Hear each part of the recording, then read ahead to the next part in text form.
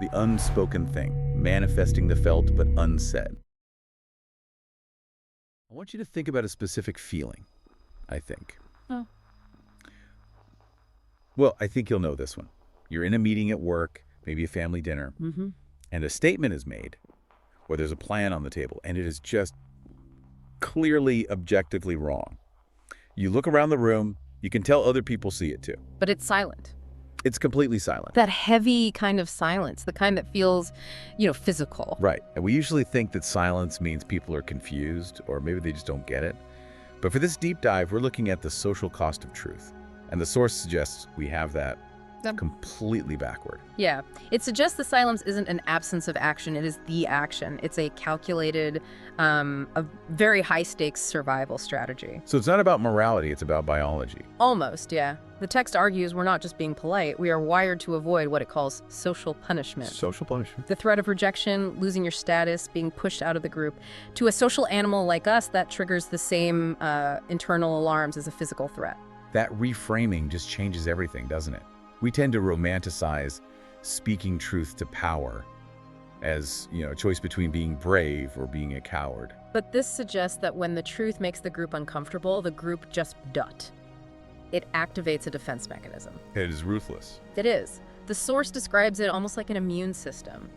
When an uncomfortable truth gets in, the group doesn't focus on fixing the problem. No. It attacks the antibody.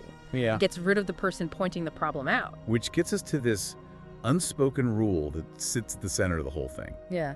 We're told honesty is the best policy, but the environment, it teaches us something very different. It teaches you that if your truth threatens the group's comfort, you are the problem. It's not the truth that keeps you safe. No, it's alignment. Alignment, that's the word. And when you look at that silent meeting room through that lens, you stop seeing weakness. You start seeing adaptation. You see people who've learned the rules, they see the ship is sinking, but they also know that pointing at the hole just gets you thrown overboard first. And you can see how the system reinforces it. I mean, it's pure conditioning. Absolutely. Look at who gets rewarded. The quiet ones, as the source calls them. They keep their place. They're seen as reliable. They avoid conflict. They stay inside the circle. And the honest ones. Well, the system has a toolkit for them. They get the labels. Negative, not a culture fit. And the really effective one, difficult. Difficult is such a powerful social weapon.